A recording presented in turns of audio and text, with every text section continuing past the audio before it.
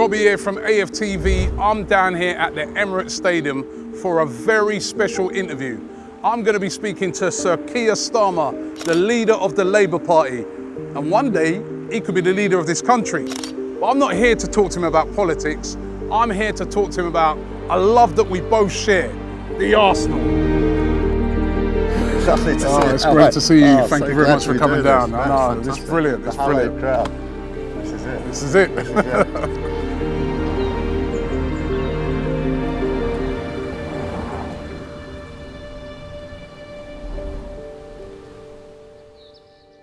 So this is our gate. You come in gate A? Yep.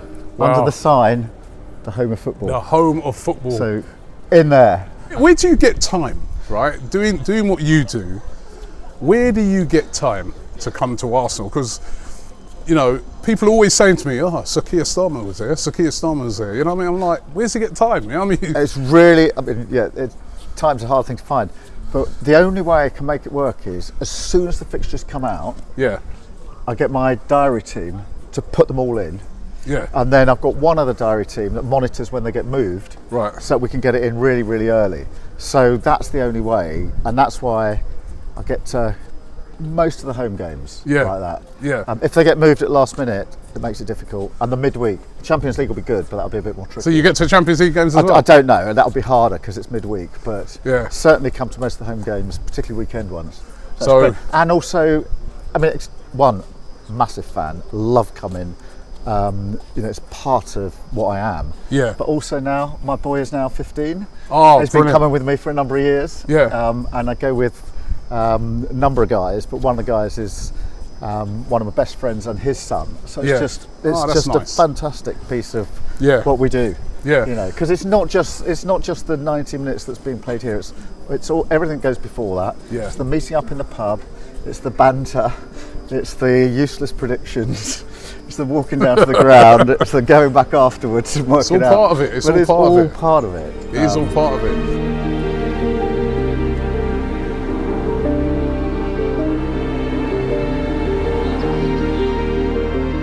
So, Sir Keir, how did you get into Arsenal? Why Arsenal? So I've been a massive football fan. I've been played twice a week since I was 10. I'm still playing every week. Yeah. Living in Surrey, there wasn't a natural team to support, and Arsenal were one of those teams that just were doing well, really caught my eye, and so I latched onto it.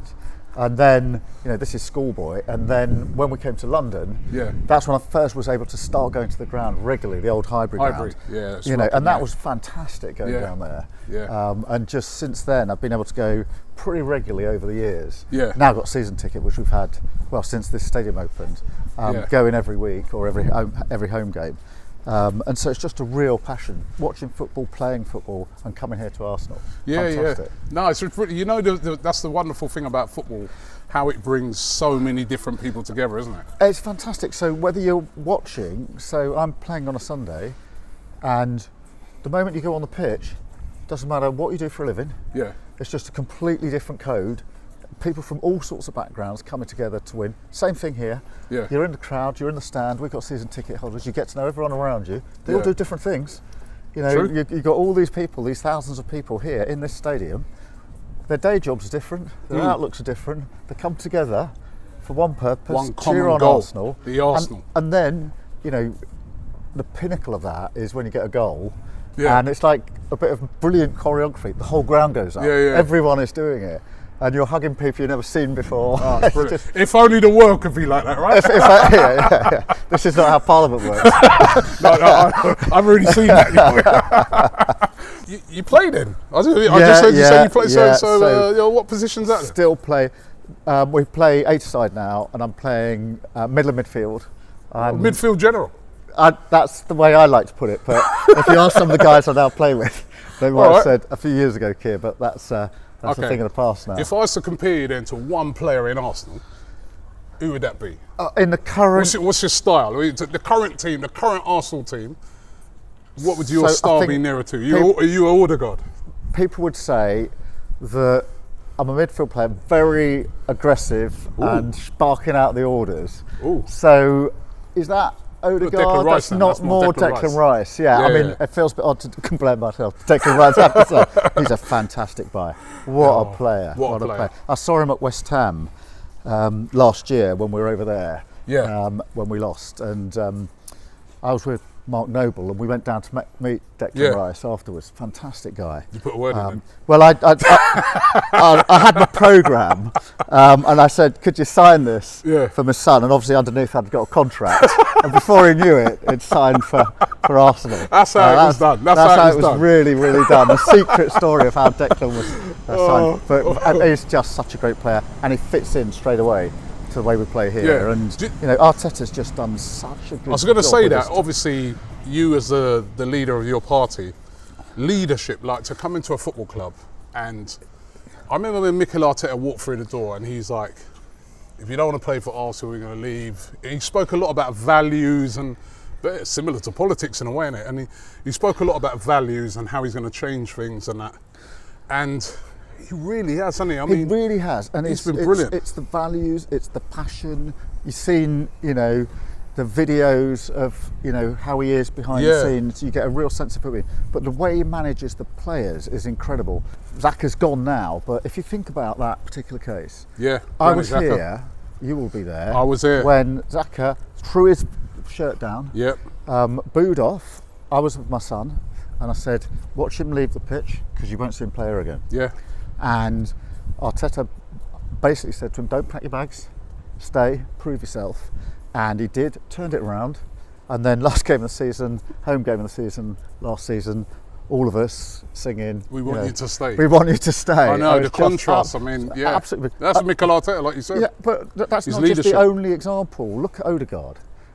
I saw him come here when he was on loan initially, and I thought there's a very gifted player. He's a really good gifted player. But sometimes he faded in and out a bit of games, and then Arteta makes him captain, puts the captain's band on, and now he's got the authority. He's running the team. He's running and playing the best football I think he's ever played. And at the end of every game, what's he do? He goes around the whole of the stadium, clapping. Even if he's on his own, isn't he? Whether we win, whether we draw, religiously, whether there's anyone with him, lose, he will go around like a captain, leader, and clap every single person who's still in the stadium who's supported Arsenal. I absolutely love Odegaard. But that is the people management, the player management there from Arteta is incredible.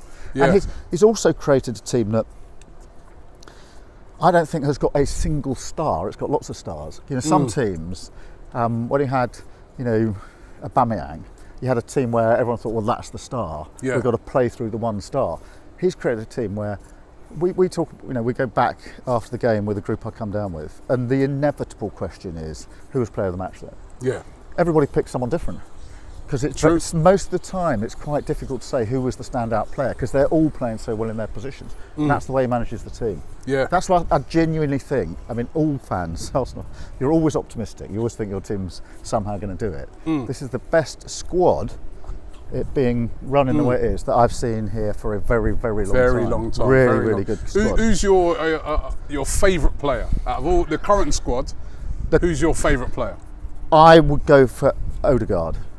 Saka is obviously close second. My daughter loves Saka. I love Saka. She just, at the moment she saw Saka, and she comes with us sometimes here as well.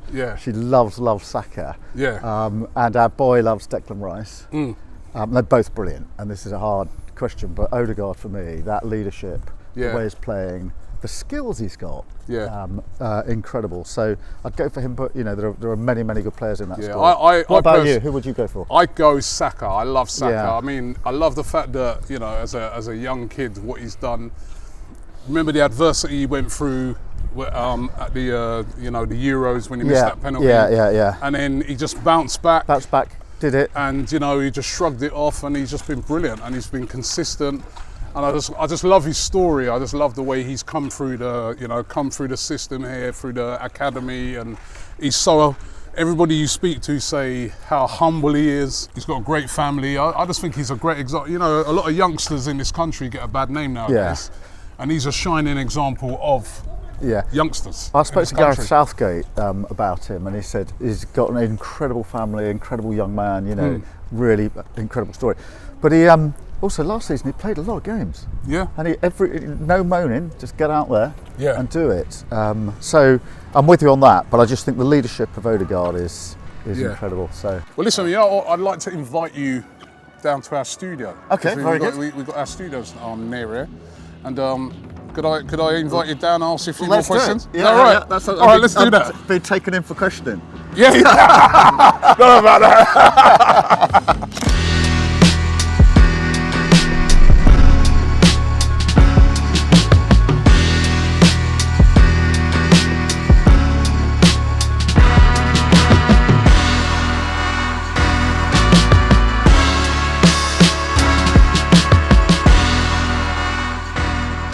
So Keir, listen, thanks for coming to our studio, our humble abode. It is fantastic to be here to see the legends, the invincibles on the wall. This is great stuff. Yeah, well, you know what, I've got some questions to ask you on that, right? And what I'd like to find out from you as a fan and been supporting this club for so many years is your all-time best 11. All time. Think of all the great players that have played for this club. And I've only got 11. You only got 11. Right.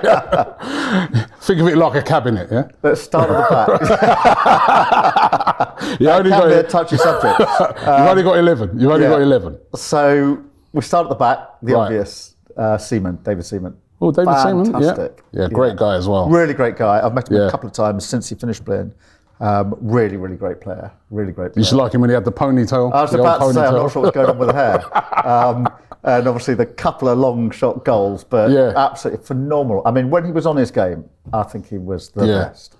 I always remember that save he made. Really lovely guy. That save he made against Sheffield United that time, that unbelievable. That has to be one of the best saves you'll ever see. Yeah, really. Incredible. Okay. So then we go across the back four. Right. You got right back. There's going to be an Invincibles element to this, I'm afraid, because that was such a great team. So got to have Lee Dixon at right back. Okay. Got to have Lee Dixon. Great player. Tony Adams. You could not do an Arsenal top 11 without Tony. Fantastic leadership on the pitch. Yep. Incredible player.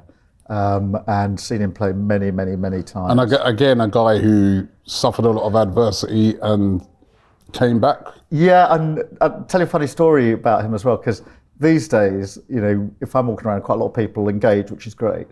But this must be a few years ago now. I was out, I think in the Cotswolds with my wife, just driving down a lane, and Tony Adams is walking along. And so I stopped the car. I said to my wife, just a second, I've got to stop here. Got out the car, walked over to him. I said, can I shake your hand? He was fantastic. Really good guy. Wow. So really, really good to see him. So Tony Adams, is he your captain? Yeah, of course he is. Okay. Yeah. Sol Campbell. Yep. Got to be alongside him, I think. Yep. Was an incredible player. Absolutely fantastic. Incredible player. And the whole story about how he got him. Yeah, and which I love. If we can forgive the Chelsea bit, Ashley Cole is in there. I mean, he was such a player. Yeah, he was. He was like, like my son plays left back, right? Yeah. And he was like the blueprint for how every left back plays now. Yeah, I mean, with the difference being now with this Zinchenko move that Arteta's doing, with them coming into the midfield. Inverting, so, which is really interesting to watch actually now. Really, I like that a lot. Yeah. So that's a pretty strong back four. I think, I can't argue with that back four. That's a good back four. Then where do we go in midfield? Got to have Vieira in the middle of it. Has to be. Still. So I went to Palace away. I've been this season. I went 2 seasons ago as well, and see him on the touchline. It's still like you're an Arsenal legend, and the away fans still singing Vieira. They were, that's incredible. Funny enough is when we played Palace this season and we went 1-0 up, we were starting to sing Vieira to their fans as if to say, why did you get rid of him? You know what I mean? But he's on the pitch. What a player! And then I'm going to put Liam Brady alongside him. That's going back a bit further. That's going back a bit, but what a player. Lee Judges, who's on this channel, regular on this channel, that's his favourite player as well. Yeah. And he was, again, somebody you'd say is like a midfielder who, if you could pluck a guy from those days, he could play now, couldn't he? Yeah, he could. He was absolutely amazing. Ahead of his time, wasn't he? And then Robert Pires has got to be in there. Great player. One of the all-time great players. And you just forget how brilliant he was for Arsenal. Really, really phenomenal player. And again, a slightly funny story about him. So my boy was playing football for his school. This is locally in Camden. Freezing day down at one of these Camden sports grounds. I think it was 5 or 6 aside. Quite young. Yeah. It's freezing, literally, I think there's snow around and all the rest of it. I'm freezing. You know, when you're so cold on the touchline, your toes are like dead to the world. I know that feeling. They're frozen over. I have that regularly. You're watching a son playing football, it's great. And then Robert Pires is on the other side of the 5-a-side pitch, looking in from just outside. And I thought, what is that all about? But his son was playing in the same competition. Oh, wow. Must have been about the same age. So then, as soon as the game finished, I said to my boy, Robert Pires. And he goes, who's that then? Because it's a generation he doesn't know. Yeah. So, but we've got to have him in it. And then we fast forward. I don't think you could have an all-time best 11 now without Saka in it. Ooh, You've got to put him in. So you should get one of the modern. I'm across the midfield. I'm mixing up some of the ages here and the times for Arsenal. But Saka, what a player! What a person! Just puts it in every game. Always plays well. Put a lot of minutes on the pitch last season for us. Great player. Yeah. And great personality as well. I think he's going to go down as one of the greats for Arsenal. Definitely. So then we sort of move to the front of the pitch. Okay. Dennis Bergkamp. What a player. I used to love watching him play. It was so, when he first came, it was like, this is an amazing player coming. Yeah. You know, coming from another country to Arsenal. And, well, first few games, if you remember, didn't go well for him. Funny enough, we were discussing that the other day because we know that Havertz has had a bit of a... I say, Havertz is exactly the same. People are saying, oh, well. I said, always remember, Bergkamp, I think, first 3 or 4 games, people are saying, what's all this about? Fantastic player. Just images of him, time and again. Long balls coming over, he kills it with one touch. Yeah. And then a fantastic shot or pass or whatever it may be. You know, that famous goal where he puts the ball one side of the player and goes around Newcastle. Oh yeah. Oh, what a player. So, absolute. And of course, the fact that he didn't fly. You know, how could you have a player, you know, operating at that level and yet he doesn't fly? So really. He was ahead of his time, you know, with the environment, isn't it? Well, I don't think that's the reason. But, and then, how could you possibly have an Arsenal top 11 without Thierry Henry, the greatest? And just to sit in the stands and watch him play. It was one of those players that every time he got on the ball, you could feel yourself almost getting out of your seat. Yeah. Because like something's going to happen. You know, Thierry's on the ball. But the problem with this top 11 is the players that you've left out, or I've left out. Well, let's get your 11 up. There it is. So we've got Seaman. Yeah, there we go. So it's Seaman in goal. Ashley Cole, left back. Sol Campbell and Adams, and Lee Dixon. That's good. That's a solid back four. Then central midfield, Patrick Vieira, Liam Brady, Pires and Saka. That's a great midfield. And then 2 up top, Henry and Bergkamp. That's an absolutely brilliant team. I can't argue a lot with that team. But if you look across here at the legends or the Invincibles, look at the names we're leaving out. Yeah, here. Where's Ian Wright? Ian Wright, I know, that's a really hard one to leave out, isn't it? Yeah, it's a hard one to leave out. Says Fabregas. Great player, Fabregas. You know. Ljungberg, yeah. Look at the names on here that are not in there. But that's got to be it for me. So you were saying there's some players that you would have liked to have put in that you've had to leave out? Yeah, I thought Fabregas was a fantastic player. Yeah. You know, when he was on his game and some of his passing was absolutely incredible. Declan Rice is going to be brilliant for us. Odegaard, and then you know some of the Invincibles in there. Yeah, Gilberto Silva. Yeah, you know look who we're leaving out here. But Ian Wright is a hard one. Ian Wright is a hard one. We've got to have the ability to put in a sub of at least Ian Wright on the side. And Paul Merson. Yeah. David Rocos. I mean, there's been so many great players for us over the years. But I think you've done well. I'd be happy with this. You'd put that out as a good first team. I would put that out as a good first team. That's a great team. And we got the captain Tony in there as well. So we got Patrick doing the hard work, carrying the buckets in midfield. Yeah. No, great side. I'd love to imagine seeing Saka playing with Henry. Oh, that'd be great. Bergkamp making the play for him. It's just brilliant. All right, listen, now I'm going to give you, I've got some quick fire questions for you. Right. Quick fire questions that I just want to, I'm sure everybody out there watching this wants to know more about you and Arsenal. So, your favourite Arsenal player of all time? Of all time. You can only have one. Thierry Henry. Thierry Henry. Why? Just because of the way he played, the excitement he brought, the brilliant goals that he scored for us. It was just quality through and through. You love every minute he was on the pitch, every minute he was on the ball, and that sit-up factor every time he got the ball. Okay. Really. Favourite current player? That's hard because it's a good squad, really good squad. But I'm going to go for Odegaard. Okay. I like the leadership role. They're a really good. Saka, other brilliant Declan Rice. Really brilliant players on the pitch. But Odegaard, the leadership, the skill, the running against United on Sunday. It's just running the team, lifting the team, and leads from the front. And because he goes round clapping the fans at the end. True leadership. So manager, who if you picked your all-time great team, your all-time favourite manager, who would be the manager of this side? Wenger. It's got to be Wenger. It's got to be Arsene Wenger. So much he did for us, but more than that, he changed football. All the stuff he did about how you play, your diet, your lifestyle. There are not many managers that achieved what he achieved, but also changed football. And other managers, other teams then tried to replicate what he was doing, and he was way ahead of his time. Fantastic manager. Okay, got a question for you. Similarities between football and politics? More than you think. More than you think. Go on then.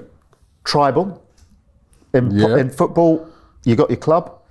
You're for your club. You're against all the other clubs. And a game is, there's the Arsenal fans, the away fans. It's tribal. It's, So it's like Parliament, and then Parliament's like that. Politics is like that. We're Labour. And the Tories are the other side. And even the way the chamber in Parliament is set up, it's not, some parliaments in the world are round, horseshoe shaped. Ours is like one side facing the other side. It's tribal, it's divide. And so that's the first similarity. The second is, it's binary, you've got to win. You either win or you lose. And in politics, you get to a general election, you win it, you get the right to and the privilege to serve your country. The game of football, you win it, you go on, you win. And so there's that binary thing to it. And then I think the third one is, particularly if you're leader of the opposition, leader of the Labour Party, there is a similarity with managing Arsenal or managing any team, which is, in a football match, every fan who's sitting in the stands thinks they know how to run the team better than the manager does. So you're there shouting at Arteta, why have you done that? What's this business about party at right back? But there's a bit of that with the Labour Party, which is almost everybody who watches what I do thinks they could do a better job. And so there's that similarity as well. So more than you think.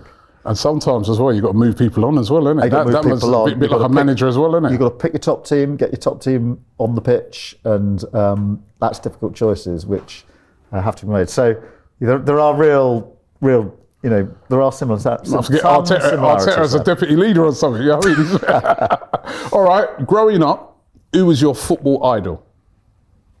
Well, you could go for quite a few here. Liam Brady, obviously. Kevin Keegan, when he started playing, was just one of those players that... He was a great player. He was a great player, but he was doing pop songs. He had his hair, there's something about him that was the beginning of a new era. Yeah. And Alan Ball, of course. Ball. I had a football with Alan Ball on it, and so they were the players that I was looking to as I was growing up. The season as a whole, right? Your predictions. Who do you think for this season? Yeah, who do you think is going to win the league this year? Still early. I've had a few games. And I remember Alex Ferguson, I think, used to say, "Come and talk to me after Christmas," when he was asked that. But even at this early stage, there's a huge risk in this, obviously. This will be played back and say... clipped. Don't worry, I get a victim of that all the time. If I was going to say top 4, looking at it as it now is, I'd say Arsenal and City, hopefully in that order. I would probably put Man United in there. They always pick up, they always find a way into that top 4 position, or very often find a way into that top 4 position. The 4th slot is more difficult. Obviously, Newcastle not got off to a good start, so I'm not sure. And they've got a very, very tough Champions League set of games to do alongside. Chelsea still don't seem to have... I mean, they've got the good players, but they don't seem to have managed to get them into the team that they need to get them into. I feel Liverpool are probably going through a bit of a rebuild season, so this pains me to say it, but that 4th slot could be Tottenham. It could be. They've started well, haven't they? They've started well.